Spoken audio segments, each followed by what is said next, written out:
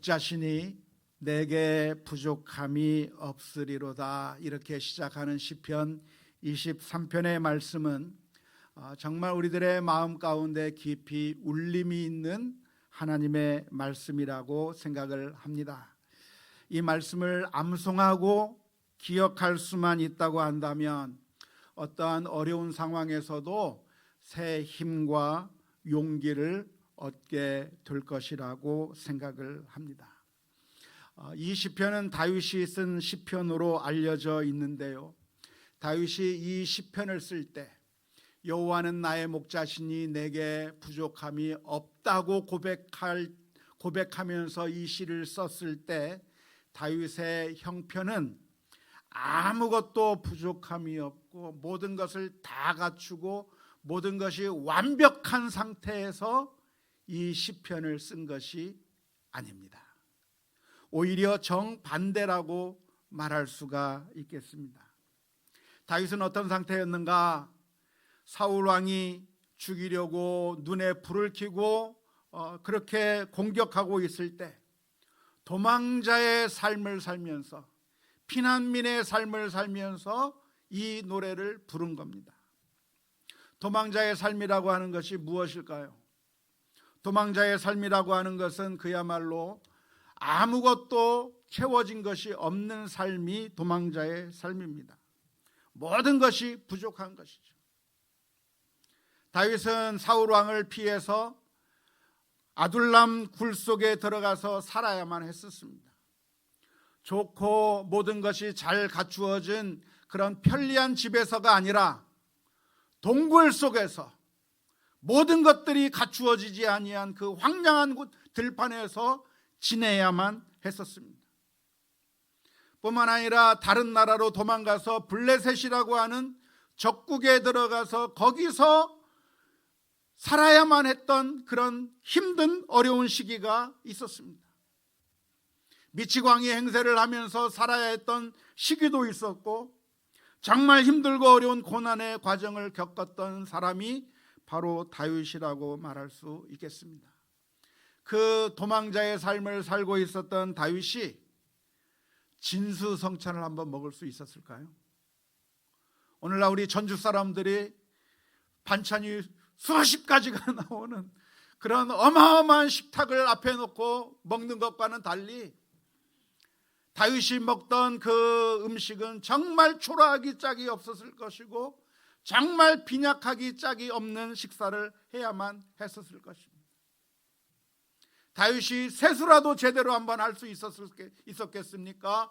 목욕을 제대로 한번 할 수가 있겠습니까?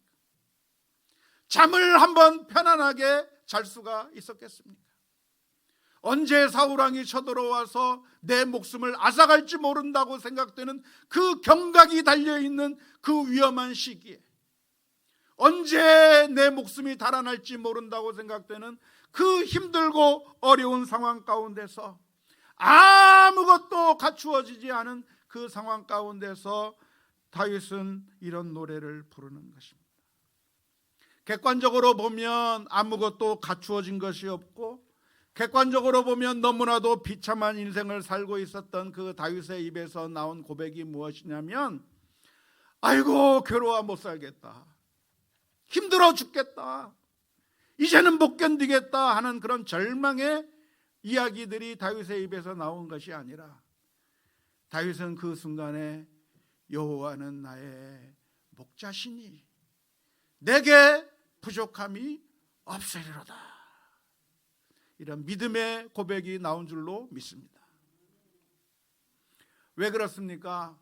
이 세상의 모든 것들이 갖추어지지 않는다고 할지라도, 먹을 것이 없고 입을 것이 없고 잠을 제대로 잘 수가 없어도 그래도 하나님께서 나를 사랑해 주신다고 한다면 그것으로 충분합니다.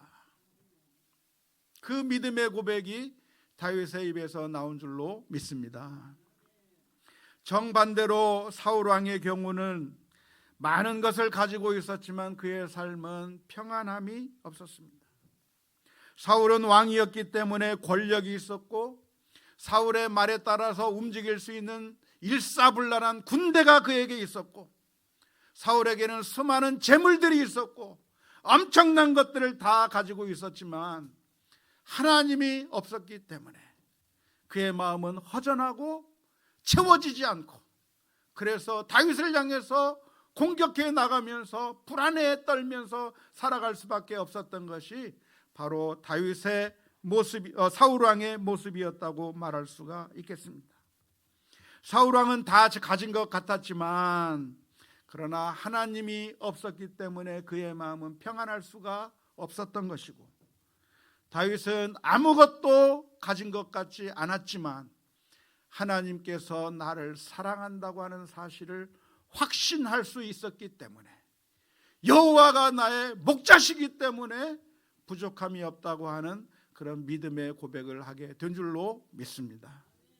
원하기는 저와 여러분들의 고백이 하나님께서 우리를 사랑해 주시되 그 아들을 십자가에 내어 주시기까지 사랑해 주신 그 하나님의 놀라운 사랑을 우리가 받았으니 하나님으로 인하여, 여호와로 인하여 부족함이 없다라고 하는 믿음의 고백을 할 수 있는 우리 모두가 다 될 수 있기를 주님의 이름으로 축원합니다. 여호와는 나의 목자시니 내게 부족함이 없다고 하는 이 말씀은 목자가 양들을 이끌고 푸른 풀밭으로 인도하고 그리고 쉴만한 물가로 인도하는 것과 마찬가지로 하나님께서 우리들에게 필요한 것들을 주시고 입히시고 먹이신다고 하는 것을 의미하는 것인데요, 그렇지만 이 말씀의 의미는 그러니까 하나님이 우리의 목자시기 때문에 우리가 다 부자가 될 수 있고 우리가 다 모든 것을 다 누릴 수 있어서 이 세상에서 다 행복하고 다 권력을 가지고 다 성공하고 다 부자가 될 거라고 하는 그런 의미의 말씀은 아닙니다. 우리가 성경을 오해하지 않아야 되는데요, 우리는 종종 물질적인 관점으로 성경을 읽고 기복적인 관점으로 성경을 바라보기 때문에 하나님을 믿기만 하면, 하나님을 나의 주로 섬기기만 하면 이 세상에서 우리가 부자로 살 수가 있고 이 세상에서 성공할 수 있고 이 세상에서 모든 것을 다 누릴 수 있는 것인데, 하나님을 믿지 아니하면 다 거지로 살아가게 되고 다 힘들게 살아가게 될 것이라고 그렇게 오해하는 경향들이 종종 있습니다. 사실은 그렇지 않아요. 우리 주변만 살펴보아도 그렇지 않습니다. 성도라고 해서 다 부자인가요? 그런가요? 아니에요. 불신자라고 해서 다 가난하고 못 살고 정말 힘들게 사는가? 그렇지 않아요. 예전에 목사님들은 부흥회 때 설교를 하면서 예수님을 받아들인 나라는 미국처럼 다 잘 산다고 이야기를 했고, 예수님을 받아들이지 않는 나라는 저 방글라데시처럼 저 인도처럼 못 산다고 그렇게 설교를 하면서 예수님을 믿으면 복을 받는다고 옛날에 설교를 많이 했던 것 같아요. 들어보셨습니까? 들어봤어요. 그때 여러분들의 마음속에 아멘 많이 했을 텐데 제 속에서는 무슨 생각이 들었냐면, 그럼 일본은, 그런 생각이 들더라고요. 하나님을 믿지 않는 일본은 잘 살고 있는 거예요. 지금 유럽의 수많은 민족들이, 수많은 나라다가 하나님을 믿지 않고 있음에도 불구하고 잘 살고 있는 거예요. 그건 현실뿐만이 아니라 성경에서도 가르쳐주는 말씀이에요. 성경의 시편을 보면 오히려 하나님을 믿지 않는 자가 더 잘 살고 떵떵거리면서 살다가 죽을 때도 아무런 고통 없이 죽는 그 모습을 보면서 하나님 도대체 이게 웬일입니까? 울부짖고 있는 것이 성경 말씀 가운데 기록되어 있는 것이죠. 여호와가 나의 목자시기 때문에 내게 부족함이 없다고 하는 이 말씀은, 그러니까 우리가 하나님을 믿기만 하면 다 부자가 되고 다 행복할 것이고 모든 것들이 다 형통할 거라고 하는 그런 의미의 말씀은 아닙니다. 이 말씀은 목자가 양들을 인도해서 푸른 풀밭으로 쉴만한 물가로 인도하는 것처럼 하나님께서는 우리들의 영혼을 소생시킨다고 하는 말이에요. 영적인 이야기를 하고 있는 거예요. 이 세상의 이야기들을 통해서 우리의 영혼이 다시 살아나고 우리의 영혼이 다시 소생케 된다고 하는 영적인 이야기를 오늘 해주고 있다고 하는 것을 기억해야 될 줄로 믿습니다. 예수님께서 사마리아 수가성 여인에게 다가가서 말씀을 하셨어요. 그 물을 들고 있는 그 여인을 향해서 예수님께서 말씀하십니다. 만일 네가 내가 누군지를 알았더라고 한다면 나한테 물을 달라고 했을 것이고, 그러면 내가 너에게 계속해서 솟아나는, 영원토록 솟아나는 생명수를 너에게 줄 거라고 예수님께서 말씀해 주셨어요. 그 이야기를 들었을 때 이 사마리아 수가성 여인은 깜짝 놀라면서, 주님, 선생님, 그런 물이 있으면 제발 저한테 주세요. 제발 저한테 주셔서 다시는 이곳에 물을 들어오지 않게 만들어 주세요. 그 물을 내가 받아가지고 집에 가지고 가서 그 물을 먹고 나면 또 물이 솟아나서 또 마시고 또 마시고 다시는 물 들어오지 않도록 제발 그렇게 만들어 달라고 이야기를 했습니다. 근데 예수님께서 의도하신 말씀은 그런 물을 주시겠다고 하는 말씀이 아니라 영생의 물을 주시겠다고 하는 말씀이에요.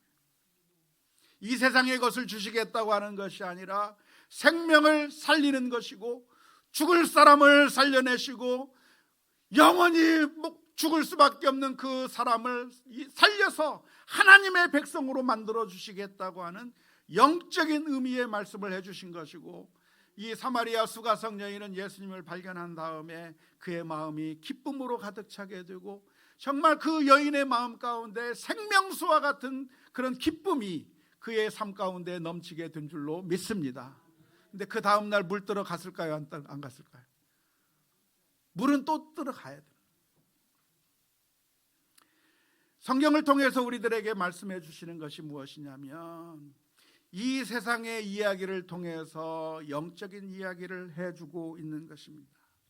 목자는 양을 인도하여서 풀밭으로 인도하고, 그리고 쉴만한 물가로 인도하는 것처럼 하나님께서는 우리가 죽을 수밖에 없는 인생을 소생시키시고 영혼을 소생시키셔서 하나님의 자녀 삼아주시고 하나님의 백성 삼아주시겠다고 하는 그 의미의 말씀이라고 하는 사실을 오늘 저와 여러분들이 기억해야 될 줄로 믿습니다.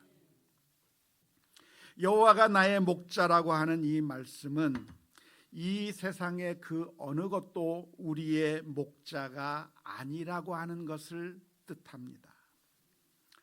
우리의 목자가 누굽니까? 이 목자라고 하는 것은 구세주라고 하는 말로도 바꿀 수가 있겠고요, 우리의 소망이라고 하는 말로 바꿀 수도 있습니다. 우리가 도대체 우리의 소망을 어디에 두어야 되고 우리가 누구를 의지해야 됩니까? 오늘 시편 23편의 말씀은 무슨 말씀을 하시냐면, 하나님이 우리의 목자시니까 우리가 하나님을 의지해야 된다는 거예요. 이 하나님을 의지해야 된다고 하는 말씀의 의미가 무엇입니까? 우리의 소망을 어디에 두지 말라? 하나님이 아닌 그 어느 것에도 우리의 소망을 두지 말라고 하는 말씀입니다. 안타깝게도 우리들은 하나님이 아닌 것들에게 우리의 소망을 둡니다. 특별히 이제 4월 15일이면 선거를 앞두고 있는데요, 선거를 앞에 두고 있는 이 시점에 수많은 사람들이 선거운동을 하는데 뛰어드는데, 사람들의 생각이 어떤 생각을 가지고 있냐면, 마치 정치 이데올로기가 우리를 구원할 것인 양 거기에 올인하고 있어요. 어느 정당이 어느 정파가 우리를 구원할 것이라 생각하고 거기에 올인하고 있어요. 마치 이 정당이 아니라 이 정당이면 우리를 구원할 수 있을 거라고 생각을 하는 것이죠. 물론 선호하는 정당이 있을 수가 있는 것이 당연합니다. 우리 사람은 결코 중립적일 수가 없기 때문에 이 당보다는 저 당을 더 선호할 수가 있겠고, 어느 한 정파보다는 저 정파를 더 선호할 수밖에 없는 것이 우리들의 모습입니다. 뿐만 아니라 분명 어느 한 정당이 다른 정당보다 더 나은 정강 정책을 가지고 있는 것도 사실입니다. 하지만 우리의 소망일 수가 없는 것이고, 우리가 의지해야 될, 우리를 구원할 그런 구세주가 아니라고 하는 사실을 우리가 기억해야 될 줄로 믿습니다. 뿐만 아니라 우리들은 돈이나 성공이 우리를 구원해 주는 목자라고 생각하는 경향이 있습니다. 돈만 있으면, 우리 권력만 있으면, 아니면 성공만 하면 내가 좋을 거라고 하는 그런 마음으로 우리의 모든 것들을 다 돈에 걸고 성공에 걸려고 하는 때가 너무나도 많습니다. 하지만 우리 성도들이 분명하게 기억할 것이 있다고 한다면 여호와 하나님 외에는 그 어느 것도 우리의 구원자가 될 수가 없고 우리의 목자가 될 수가 없고 결국에는 우리를 배신한다고 하는 그 사실을 반드시 기억할 수 있기를 주님의 이름으로 축원합니다. 뿐만 아니라 사람에게 소망을 두어서는 안 될 줄로 믿습니다. 안타깝게도 요즘 신천지를 보면 30만이라고 하는 젊은 사람들이 한 노인을 추종하면서 그 영생불사할 거라고 생각하면서 그 사람을 따르는 그 모습을 볼 때 너무나도 안타까워요. 신천지만이 아니죠. 다른 어떤 종파를 보면 어떤 사람을 하나님으로 섬깁니다. 이미 죽었어요. 죽었는데도 불구하고 그 하나님이 있다고 생각하고 그 하나님뿐만이 아니라 어머니 하나님이 있다고 생각하면서 사람을 섬기려고 하는 그런 어리석은 모습들이 있는 것이죠. 그런데 그런 사람들뿐만 아니라 정통 기독교 내에서도 우리의 신앙의 대상이 누구여야 됩니까? 하나님이어야 되지 목사님이 되면 안 되는 거예요. 좋아하지 말라는 얘기는 아니고요.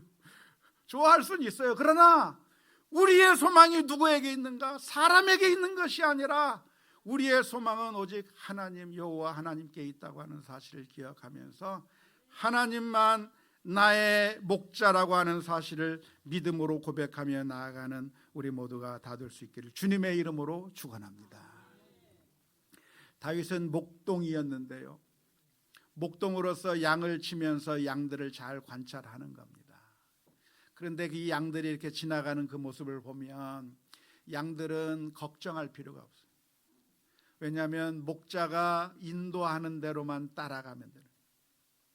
그날 아침 일어나서 양이 고민을 할까요? 안 할까요? 안 해요. 오늘은 어디 가서 뭐 먹나? 오늘은 어디 가서 물을 마실까? 걱정 안 합니다.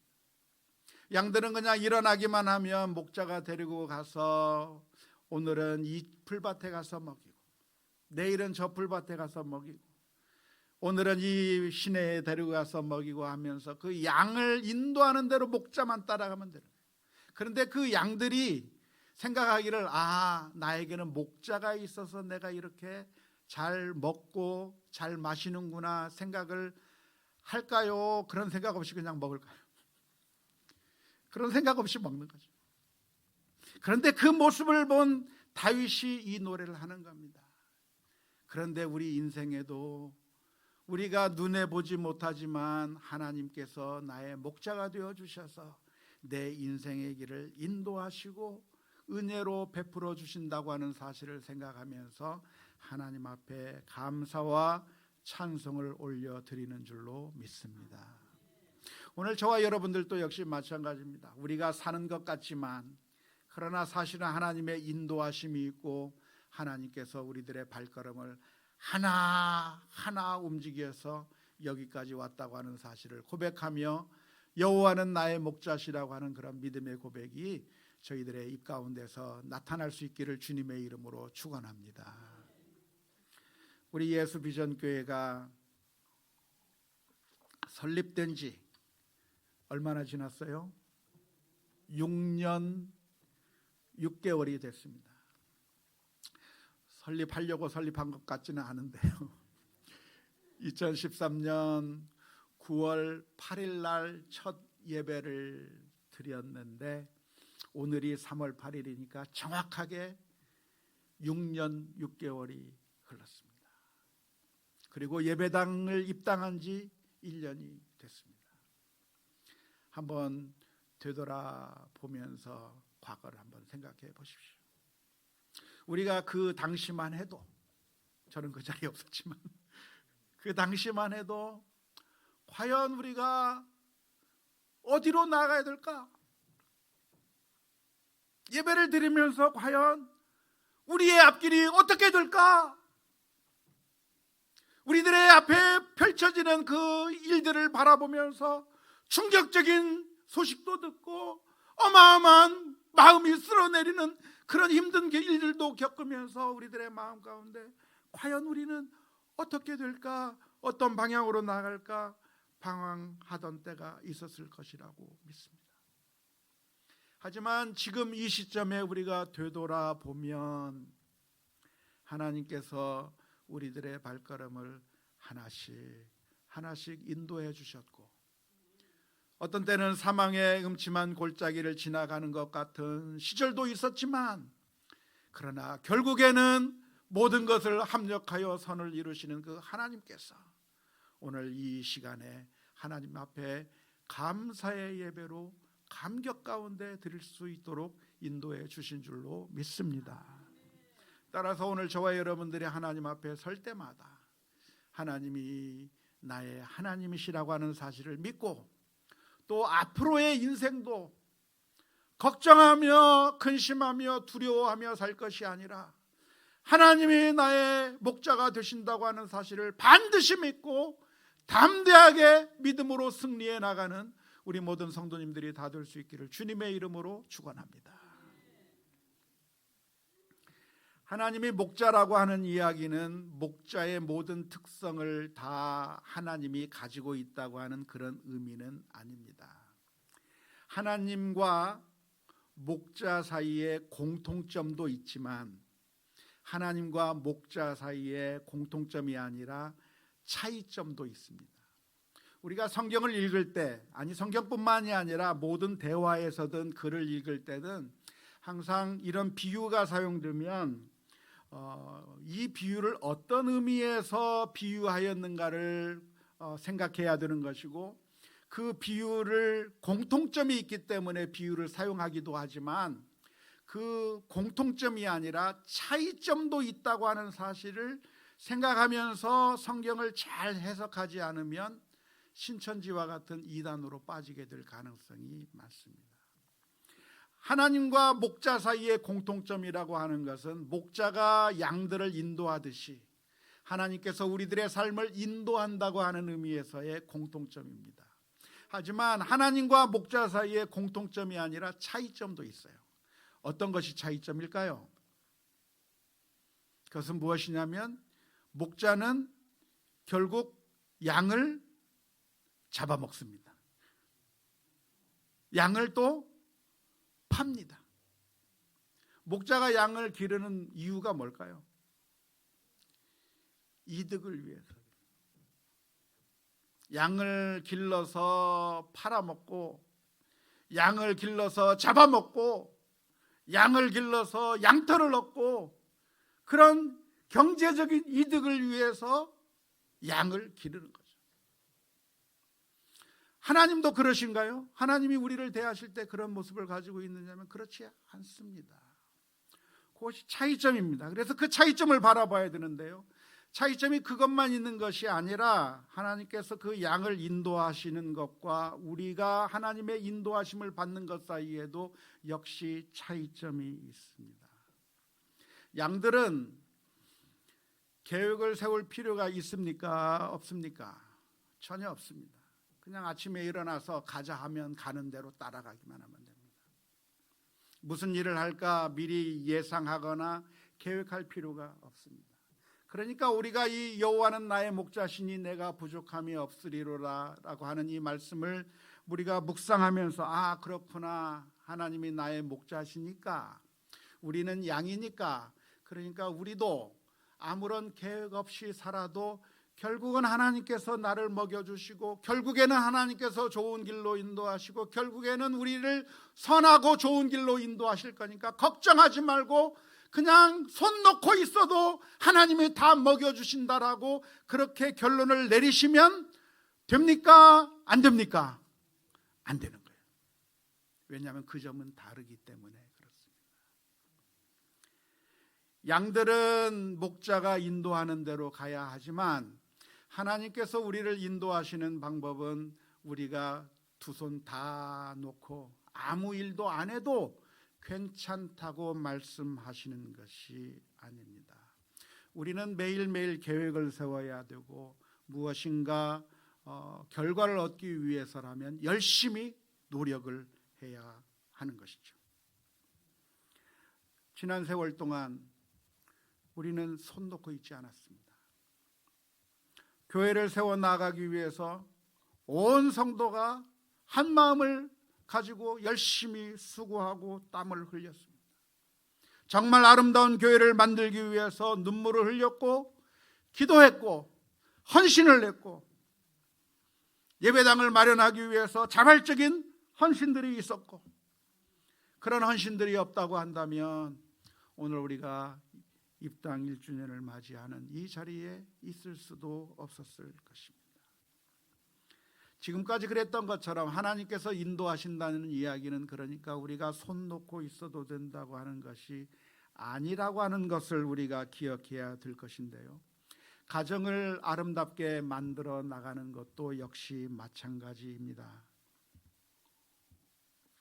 어떻게 하면 우리 가정이 사랑이 넘치고 행복이 넘치고 정말 우리 가정이 정말 행복한 가정으로 변화될 수 있을까요? 하나님 앞에 기도하는 것은 당연하겠지만 기도만 하고 있으면 안 됩니다. 어떻게 해야 되나요? 사랑의 가정을 만들기 위해서, 행복한 가정을 만들기 위해서 지금까지 안 하던 일들을 시작해야 돼요. 남편과 아내 사이에 거리가 좀 먼 것 같습니까? 서먹서먹합니까? 왜 우리 가정은 이렇게 사랑이 메말라 간다고 그렇게 생각하시는 가정이 있습니까? 그냥 가만히 있으면서 하나님 좀 제발 도와주세요, 그렇게 기도만 하고 있을 게 아니라, 물론 기도는 해야 되겠지만 정말 사랑의 가정을 만들기 위해서 내 행동을 고쳐나가야 돼요.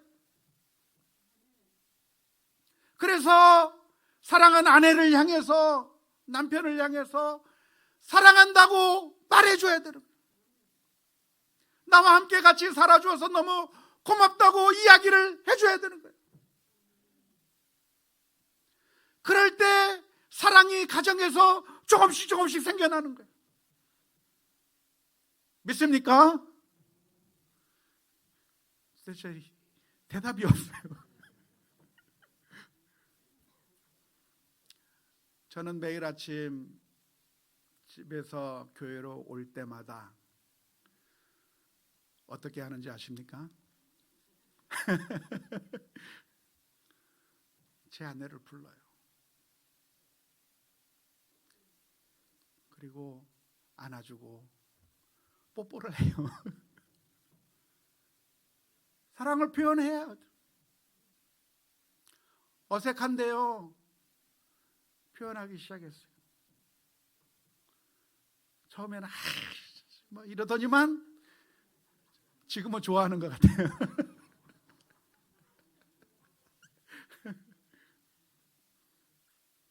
사랑하는 우리 자녀들을 정말 아름다운 가정으로 만들어가고 싶다면 우리 아이들에게 귀를 기울여 줘야 돼요. 우리 아이들이 하는 말이 논리가 있겠습니까? 우리가 중요한 이야기를 하겠습니까? 어른들이 보면 논리도 맞지 않고 별 쓰잘데기 없는 이야기를 하는 것 같고 정말 관심도 없는 그런 이야기를 하고 있는 것 같은데, 아이들이 이야기할 때 아이의 눈을 보고 초점을 맞춘 다음에 그 이야기에 귀를 기울여주고, 그렇구나, 박수 쳐주고, 네가 그런 생각을 하고 있었구나, 공감해주고, 나는 너만 할 때 그런 생각하지 못했는데 넌 어떻게 그런 생각을 다 했니? 칭찬해주고 격려하고 웃어주고 따뜻한 웃음을 지어줘야 그 아이들이 마음이 열리기 시작하는 거예요.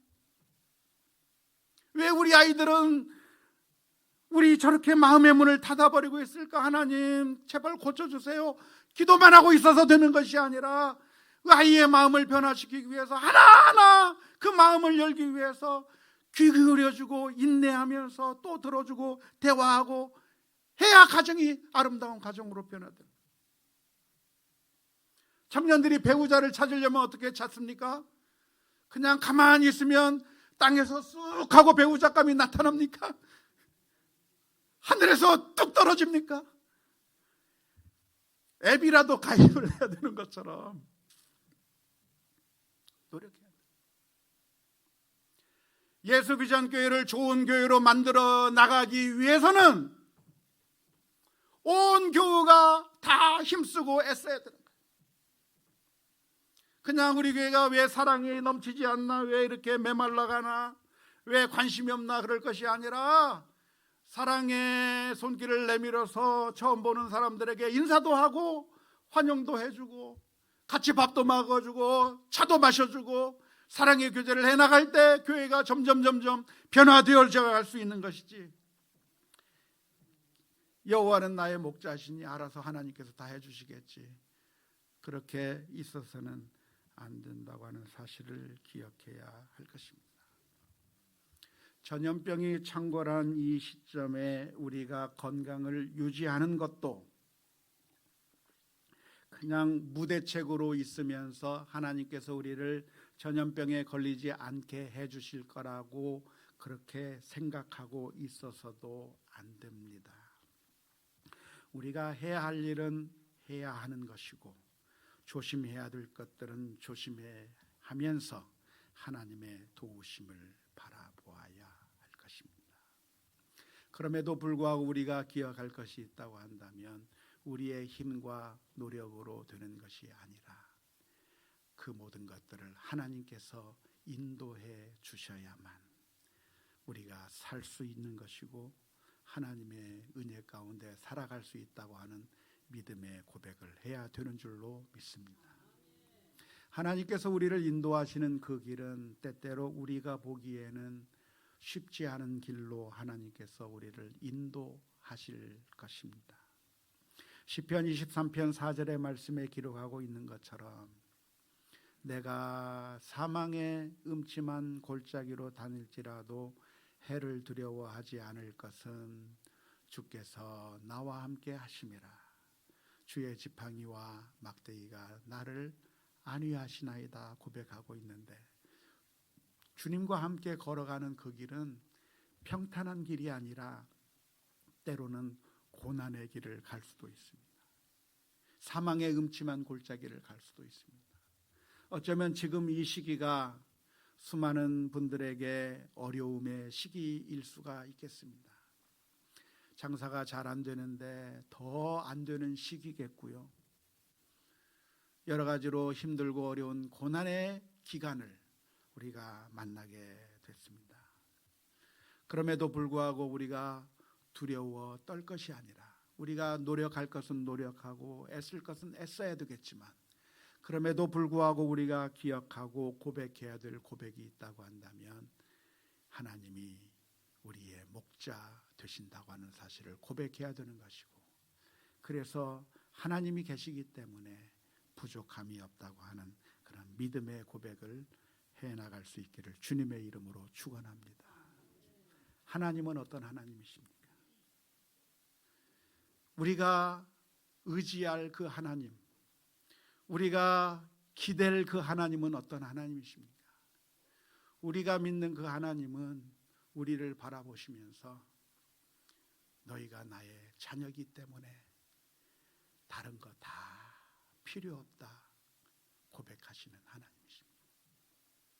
우리를 사랑하시기 위해서는 그 아들 하나마저도 십자가에 내어주시기를 원하시는 분이 바로 우리의 하나님이십니다.